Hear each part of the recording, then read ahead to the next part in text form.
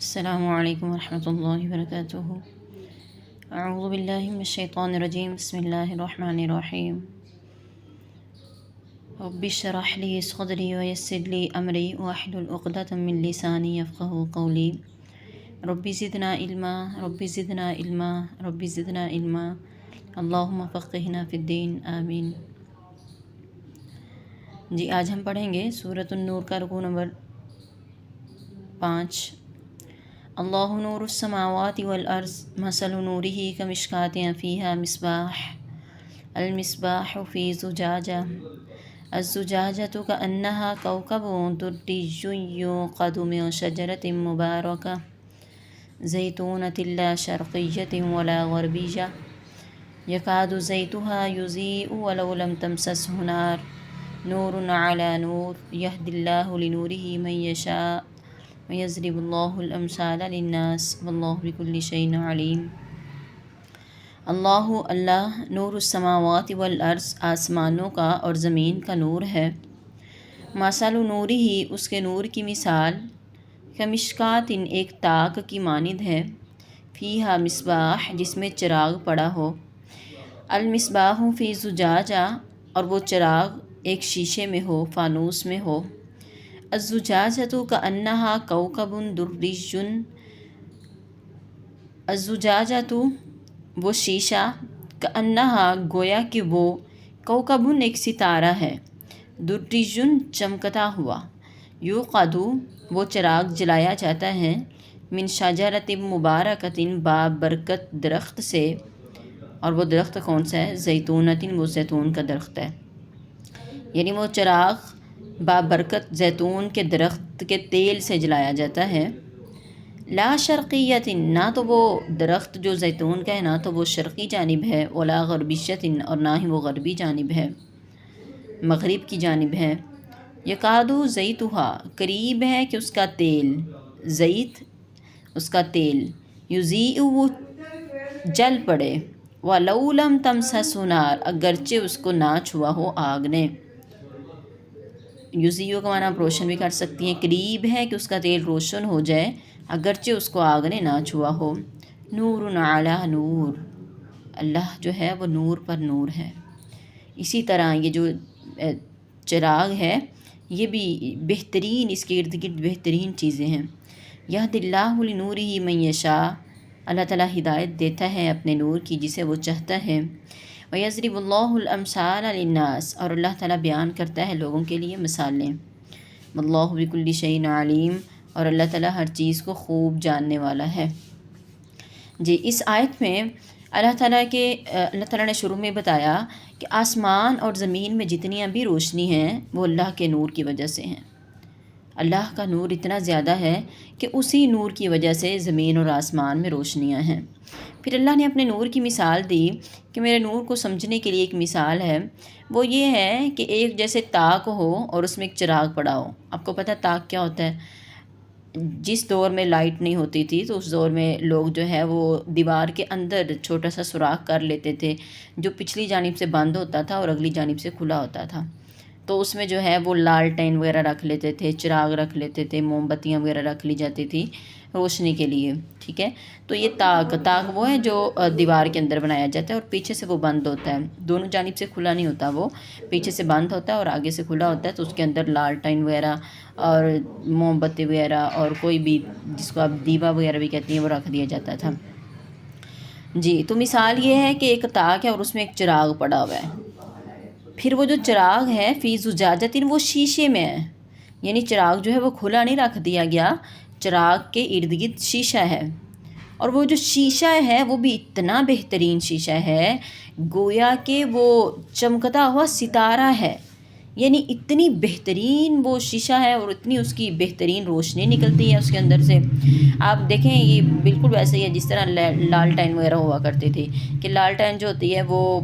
اس کے اندر چراغ ہوتا ہے، پھر اس کے ارد گرد شیشہ ہوتا ہے،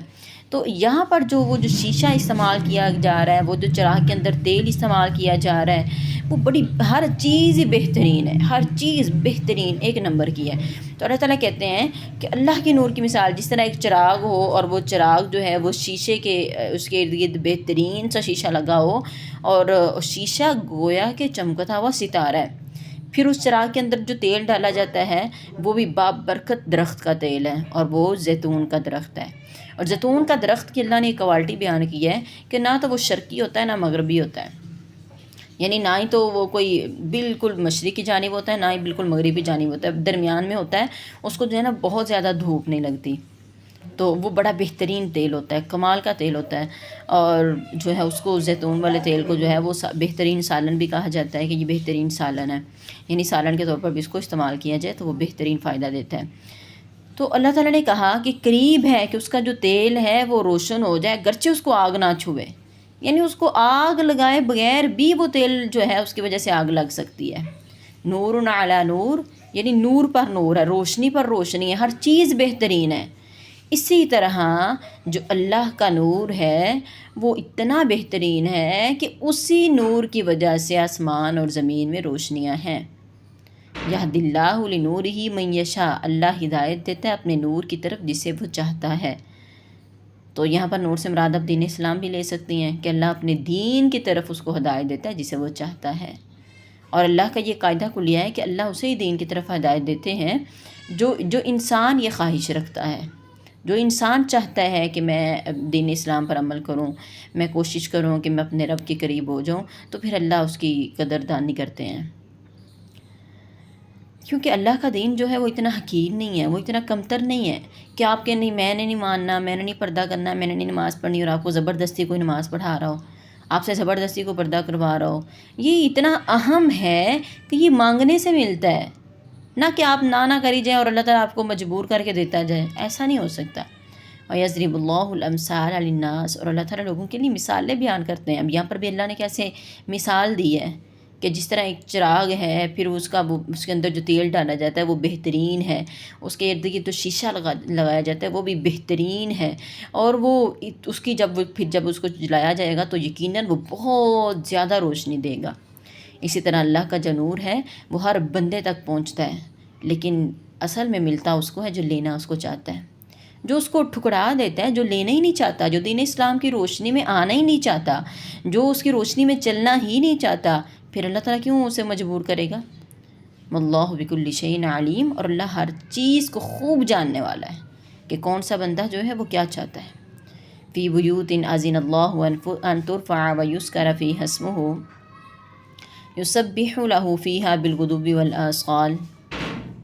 فی بیوت، کچھ گھروں میں، اذن اللہ،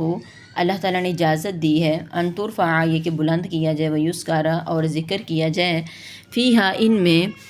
اسمہ، اس کے نام کا، یسبح، تسبیح بیان کرتے ہیں، لہو، اس کے لیے، فیہا، اس میں، بالغدو، صبح، والآصال، اور شام میں، یعنی کچھ گھروں میں اللہ نے اپنا ذکر کو بلند کرنے کی اور اپنا ذکر کرنے کی اجازت دی ہے، اور مراد اس سے جو ہے وہ مساجد ہیں، اللہ کے گھر ہیں جن میں اللہ تعالیٰ کا بہت زیادہ صبح و شام، بالغدو والآصال، صبح و شام ذکر کیا جاتا ہے۔ ویسے تو عام گھروں میں بھی جو نیک لوگ ہیں، جو نمازی ہیں، وہ تو صبح و شام نمازوں گھر جو ہے ان کے گھر میں بھی قرآن مجید پڑھا جاتا ہے، نمازیں پڑھی جاتی ہیں، لیکن یہاں پر مراد مساجد ہیں۔ رجال لا تلہیہم تجارت ولا بیع عن ذکر اللہ واقام الصلاۃ وایتاء الزکوٰۃ یخافون یوما تتقلب فیہ القلوب والابصار۔ رجال، کچھ بڑی شان والے آدمی ہیں، یہاں پر بھی جو تنوین آ رہی ہے نا دو پیش کی، رجال، وہ بھی عظیم عظمت بیان کرنے کے لیے آ رہی ہے، کچھ بڑی شان والے آدمی ہیں، لا تلہیہم، نہیں غافل کرتی ان کو تجارت، ولا بیع، اور نہ ہی بیع یعنی خرید و فروخت، عن ذکر اللہ، اللہ کے ذکر سے اور نماز قائم کرنے سے اور زکوٰۃ ادا کرنے سے۔ وہ ڈرتے ہیں اس دن سے جس دن دل اور آنکھیں الٹ پلٹ ہو جائیں گی۔ لیجزیہم اللہ احسن ما عملوا ویزیدہم من فضلہ واللہ یرزق من یشاء بغیر حساب، تاکہ بدلہ دے اللہ تعالیٰ احسن، بہت اچھا، تاکہ اللہ ان کو بہت اچھا بدلہ دے جو انہوں نے عمل کیا، کیونکہ انہوں نے اخلاص کے ساتھ عمل کیا، اس لیے اللہ تعالیٰ انہیں بہترین بدلہ دے گا۔ وَيَزِيدَهُمْ، اور ان کو زیادہ بھی دے گا اپنے فضل سے، یہ ہے اخلاص کا بدلہ کہ اللہ انہیں اپنے فضل سے زیادہ بھی دے گا۔ واللہ یرزق من یشاء بغیر حساب، اللہ جسے چاہتا ہے بغیر حساب کے دے دیتا ہے، چاہے وہ کوئی بدلہ ہو، کسی نیکی کا جو ہے وہ بدلہ ہو، یا پھر رزق ہو۔ اللہ جسے چاہتا ہے اللہ پھر اس کا حساب نہیں لگاتا کہ اب اس بندے کو کتنا دیا جائے۔ والذین کفروا اعمالهم کسراب بقیعة یحسبہ الظمآن ماء حتی اذا جاءہ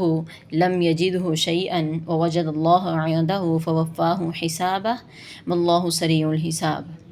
والذین، اور وہ لوگ جو کافر ہیں، اعمالهم، ان کے اعمال کا سراب کی مانند ہیں، بقیعۃ، چٹیل میدان میں، یحسبہ الظمآن ماء، پیاسا اس کو گمان کرتا ہے پانی۔ سراب کا معنی آپ ریت بھی کر سکتی ہیں کہ جو کافر ہیں ان کے اعمال ریت کی مانند ہیں چٹیل میدان میں، یا جیسے چٹیل میدان میں کوئی ریت پڑی ہو تو کوئی پیاسا آدمی ہو، وہ دور سے گزر رہا ہو تو وہ ریت اس کو چمکتی ہوئی نظر آتی ہے، جس کی وجہ سے وہ اس کو پانی سمجھتا ہے، وہ چمکتی ہوئی ریت کو پانی سمجھ بیٹھتا ہے۔ پیاسا جو ہوتا ہے وہ تو پہلے ہی پانی کی تلاش میں ہوتا ہے، جب دور سے اور اتنی دھوپ میں ریت چمک رہی ہو تو وہ پیاسے کو پانی ہی محسوس ہوگی۔ پھر کیا کرے گا؟ پیاسا اس کے پاس دوڑا ہوا جائے گا، حتیٰ اذا جاءہ، یہاں تک کہ جب وہ آئے گا اس کے پاس، لم یجدہ شیئا، وہ نہیں پائے گا اس کو کچھ بھی، ووجد اللہ عندہ فوفاہ حسابہ، اور وہ پائے گا اللہ تعالیٰ کو اپنے پاس، بس وہ اس کو پورا دے گا اس کا حساب، اور اللہ تعالیٰ بہت جلد حساب لینے والا ہے۔ یہاں پر اللہ تعالیٰ نے کافروں کے اعمال کی بات کی ہے کہ کافر بھی بعض اوقات نیک عمل کر لیتے ہیں، جیسے آپ نے دیکھا کہ کافر جو ہیں وہ ان کو اللہ نے بڑی مال و دولت سے نوازا ہوتا ہے، ان کو چونکہ ان کی اللہ پر تو ان کا ایمان یقین نہیں ہوتا، اور اللہ نے جو ان کی قسمت میں پہلے سے ان کے لیے دنیا میں اور آخرت میں بھلائیاں لکھی ہوتی ہیں، تو چونکہ وہ اللہ پر تو ایمان رکھتے ہی نہیں ہیں، پھر اللہ انہیں کیوں دنیا آخرت کی بھلائیاں دے گا، اور آخرت کی بھلائیاں تو بہت بہترین ہیں۔ پھر اللہ وہ جو آخرت کی بھلائیاں ان کی قسمت میں اللہ نے لکھی ہوتی ہیں، وہ آخرت کی بھلائیاں بھی اللہ تعالیٰ انہیں دنیا میں ہی دے دیتے ہیں۔ پھر ان کو اللہ، آپ دیکھتے ہیں کہ جو کافر ہوتے ہیں ان کے پاس بہت زیادہ مال و دولت ہوتا ہے، بہت زیادہ، تو پھر جب ان کو اللہ تعالیٰ مال و دولت سے نوازتا ہے تو وہ بھی کوئی نہ کوئی نیک کام کر جاتے ہیں، لوگوں کی جو ہے وہ فلاح و بہبود کے لیے بہت سی انہوں نے جو ہے وہ بنائی ہوتی ہیں، کچھ ہاسپٹلز بنا جاتے ہیں، کچھ اور فلاحی کام کر جاتے ہیں۔ آپ دیکھتے ہیں جیسے بہت زیادہ ہاسپٹلز ہمارے پاکستان میں بھی ایسے ہیں جو بنائے تو اصل میں کافروں نے تھے، جیسے آپ دیکھیں میو ہاسپٹل ہے، گلاب دیوی ہاسپٹل ہے، گنگا رام ہاسپٹل ہے، اسی طرح اور بہت سی چیزیں ہیں جو کافروں کی بنائی ہوئی ہیں۔ تو اگر کافر کوئی نیک عمل کر جاتا ہے، کوئی اچھا عمل کر جاتا ہے جس سے لوگ فائدہ اٹھاتے ہیں، تو کیا اس کو اس کا بدلہ ملے گا؟ اللہ تعالیٰ کہتے ہیں، اس مثال میں اللہ تعالیٰ بتا رہے ہیں کہ وہ لوگ جو کافر ہیں ان کے اعمال کسراب، ریت کی مانند ہیں، بقیت، چٹیل میدان میں، صاف ستھرا میدان ہو جس میں کوئی اونچ نیچ نہ ہو، کوئی درخت نہ ہو، کوئی چرند پرند نہ ہو، چٹیل سا میدان ہے، تو اس میں ریت پڑی ہوئی ہے۔ اب وہ جو چٹیل میدان میں ریت ہے، اگر کوئی پیاسا وہاں سے گزرتا ہے اور وہ اس کو پانی کی تلاش ہے، تو جب اس کو دور سے ریت کو دیکھے گا تو وہ ریت دھوپ میں اتنا چمکتی ہے کہ وہ پانی ہی محسوس ہوتا ہے۔ اب کوئی پیاسا جو ہے وہ پانی کی تلاش میں جا رہا ہے تو اس کو دور سے لگے گا کہ وہ وہاں پر پانی پڑا ہوا ہے۔ اب جب وہ پانی پینے کے لیے وہاں پر پہنچے گا تو وہاں پر تو کچھ بھی نہیں ہے، وَوَجَدَ اللَّهَ عِندَهُ فَوَفَّاهُ حِسَابًا، اور وہ پائے گا اللہ تعالیٰ کو اپنے پاس،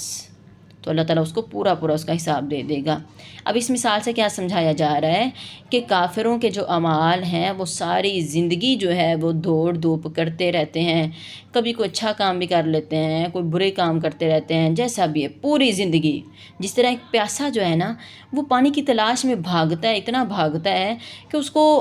بس تھوڑا سا بھی شک پڑ جائے نا کہ یہاں پر پانی ہوگا تو وہ وہیں پر بھاگا چلا جاتا ہے۔ اسی طرح جو کافر بندہ ہے نا، یہ بھی اپنی زندگی میں اچھے کام کرتا ہے، برے کرتا ہے، کرتے ہی چلا جاتا ہے، محنت اور کوشش کرتے ہی چلا جاتا ہے۔ یہ کافر بھی تو آرام سے نہیں نا بیٹھتے، وہ بھی مال کمانے کے لیے، اپنی دنیا حاصل کرنے کے لیے بڑی محنتیں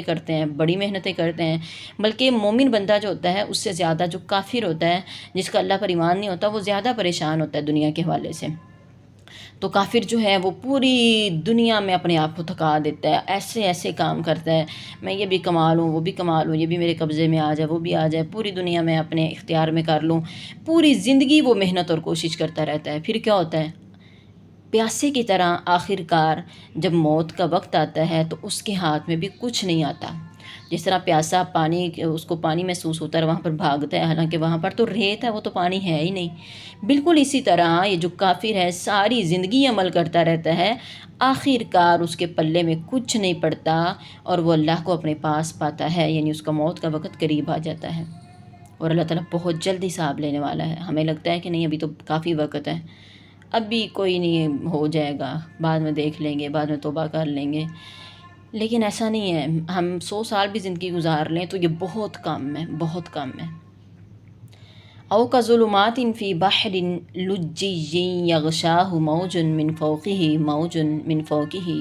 سحاب ظلمات بعضها فوق بعض اذا اخرج یدہ لم یکد یراہا ومن لم یجعل اللہ لہ نورا فما لہ من نور۔ یا پھر اللہ تعالیٰ کہتے ہیں او کا ظلمات، یا اندھیروں کی مانند،